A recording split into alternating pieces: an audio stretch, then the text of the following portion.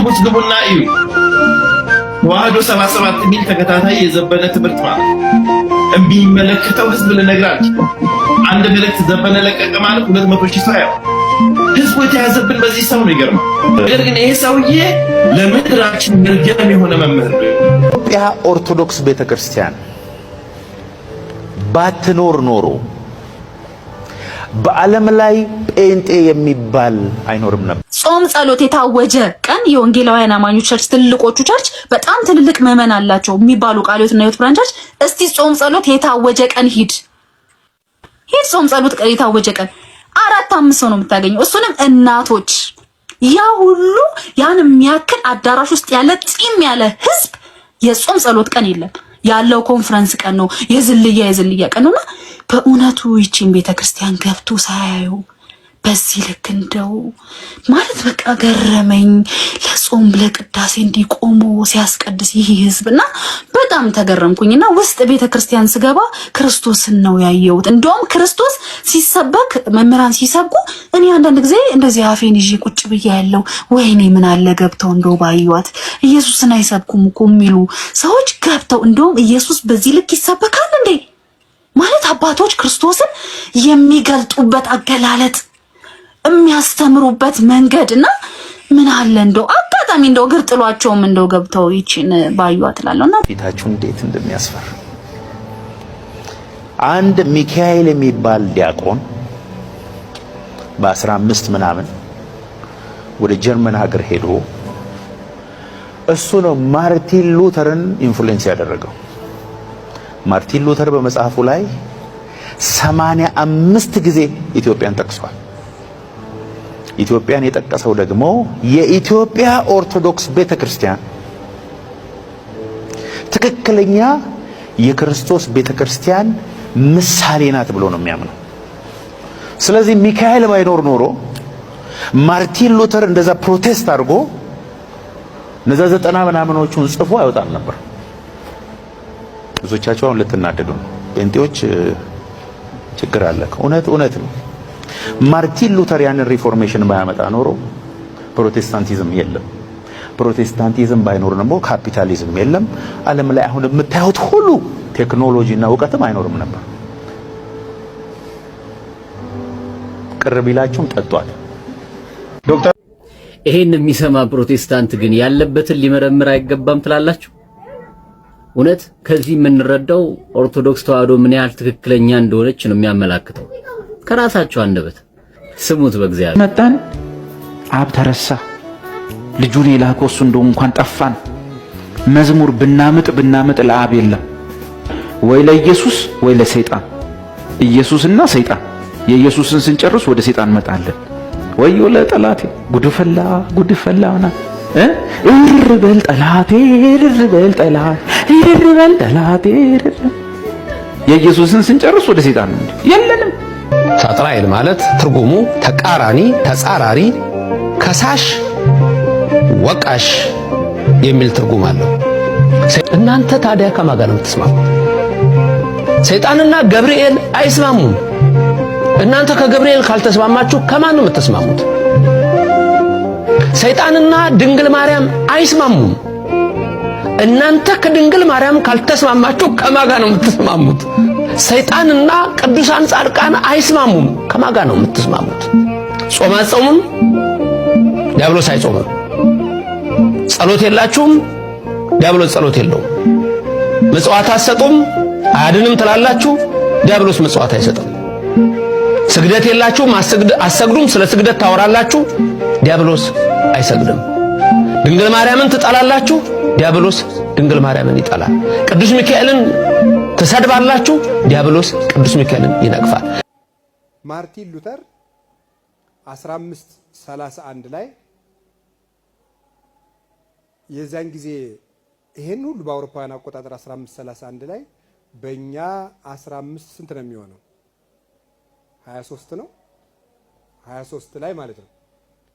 ይሄን ሁሉ የመታደስ አብዮት የሚባል አስነስቶ ያን ሁሉ መከራ ያመጣው ዛሬ እንግዲህ በመላው ዓለም ላይ ወደ 800 ሚሊዮን የፕሮቴስታንት እምነት ተከታዮች አሉ።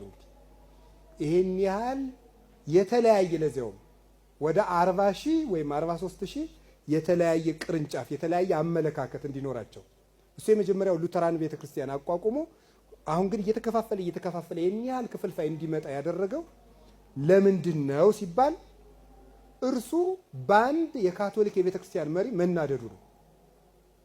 መናደዱን ተጠቅሞ ግን እሱ ግን ዶክትሪን ሊዮን 10ኛ ይባላል። ሊዮን 10ኛ የሚባለው የካቶሊክ ፖፕ ነበረ በጊዜው።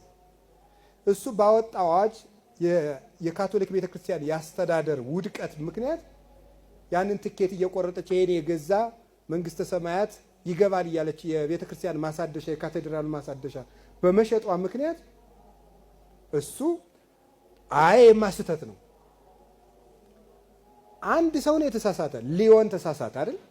ሊዮን በመሳሳቱ ምክንያት ተናደደና እንዲያውም የቤተ ክርስቲያን አባቶች የሚባል ነገር አያስፈልግም፣ ኤፍሬም፣ ቄርሎስ፣ ዮሐንስ አፈወርቅ የሚባል የለም፣ መጽሐፍ ቅዱስ ሊበራል ነው፣ ማንም ሰው አንብቦ ሊረዳው ይችላል፣ ማንም ሰው አንብቦ መረዳት ይችላል። እንዴ ለኔም ለራሱ ይገባኛል፣ ለእንትናም ለራሱ ይገባታል፣ ለገሌም ለራሱ ይገባዋል ብሎ የቤተ ክርስቲያን አባቶችን ሰንሰለት ቆረጠው።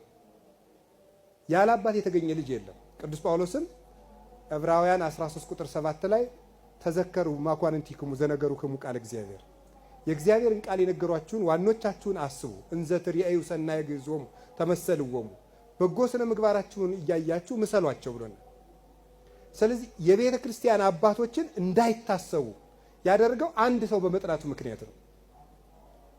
ይሄ ሁሉ ውጥንቅጥ ያመጣው ይሄ ሰውዬ ነው። ተገለጠልኝ ብሎ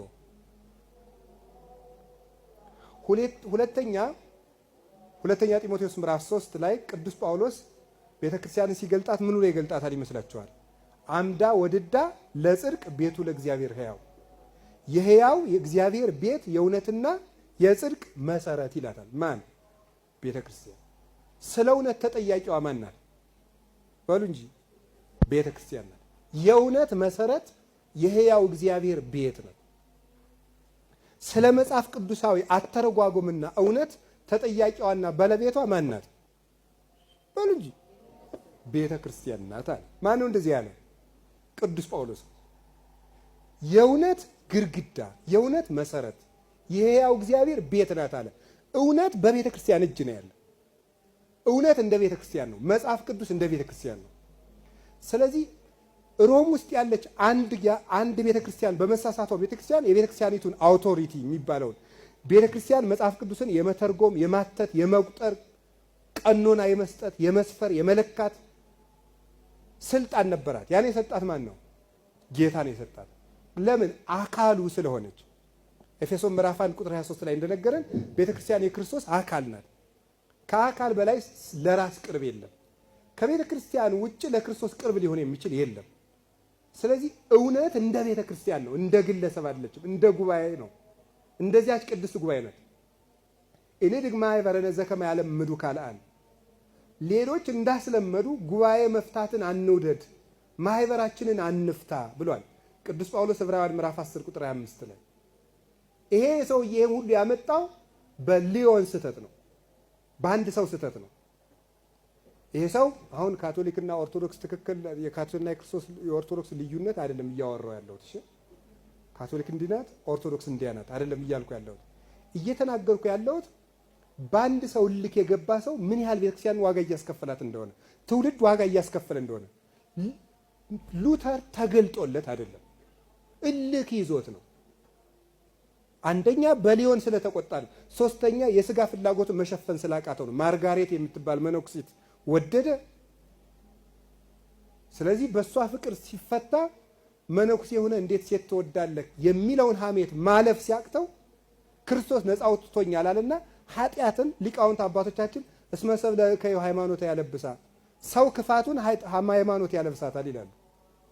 ክፋቱን ሃይማኖት ስለሚያለብሳት የግሉን አቅም ማጣት እንዲያውም ምንኩስና ኃጢአት ነው በሚል በመገለጥ ምክንያት አመጣው።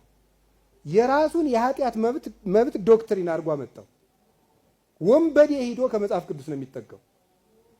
ጽድቁን በመጽሐፍ ቅዱስ ማመካኘት በጥቅስ ማስደገፍ የሚፈልግ ሰው በጣም ብዙ ነው። የዚህ ሁሉ ችግር ይህንን አመጣ። ቃል ኪዳኑ ማፍረሱ፣ ምንኩስናን ማፍረሱ፣ ከገባው ቃል ኪዳን መውጣቱ ብዙ ሴት መነኮሳያትን ከዚህ የአውግስጢኖስ ገዳም ከሚባለው አፍልሶ ማውጣቱ እንደሚያስጠይቀው ስለሚያው ከዚያ የህሊና ጥያቄ ነፃ ለመውጣት ሲፈልግ እንዲያውም ማንኛውንም ኃጢአት ብሰራ ተጠያቂው ክርስቶስ ነው ማለት ጀመረ። ልንገራችሁ፣ ማንኛውንም ኃጢአት ብንሰራ ተጠያቂው ክርስቶስ አይደለም፣ ራሳችን ነው።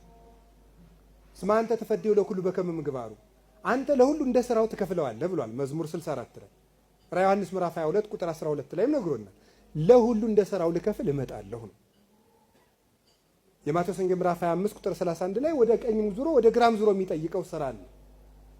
እንደ ስራው ለሁሉ ይፈርዳል። እንዴ ሮሜ ላይ ቅዱስ ጳውሎስ ነግሮናል። አንተ ሰው የታምሩን ከመሳይሉ ለእግዚአብሔር ኪያከ ያግርህ በንስሐ፣ የእግዚአብሔር ቸርነት አንተን ወደ ንስሐ እንዲመራ አታውቅም? ምን በእግዚአብሔር ቸርነት እያመካኝ ኃጢአት ልትሰራ ተወዳለህ ወይ? ንስሐ ባለ መግባት መጠን ፍዳን ለራስህ ታከማቻለህ ብሎ ተናግሮ ለምንሰራው ኃጢአት ሁሉ የምንጠይቀው እኛ ነን። ለምንሰራው ኃጢአት ሁሉ ይቅርታ ሊሰጠን የሚችል ሊቀ ካህናት መሆኑ እውነት ነው። ክርስቶስ ደሙ ይቅርታ እንደሚሰጠን እስከ ዓለም ፍጻሜ እንደሚያስታርቀን እንደሚታርቀን እውነት ነው። ነገር ግን በዚያ መንገድ ባለመሄዳችን መጠን ግን ያ ደም ራሱ የሚፈርድ ነው። የጌታን እንጀራ እንደበላ አላወቀምና እስመ ደይኖ መቅሰፍቶ በላ ለርሱ፣ ለራሱ ፍዳውን መቅሰፍቱን በላ እንዲህ ያለ ሰው ብሏል ቅዱስ ጳውሎስ አንደኛ ቆሮንቶስ ምዕራፍ 11 ላይ ሲናገር የጌታን እንጀራ እንደበላ አላወቀምና ብሏል።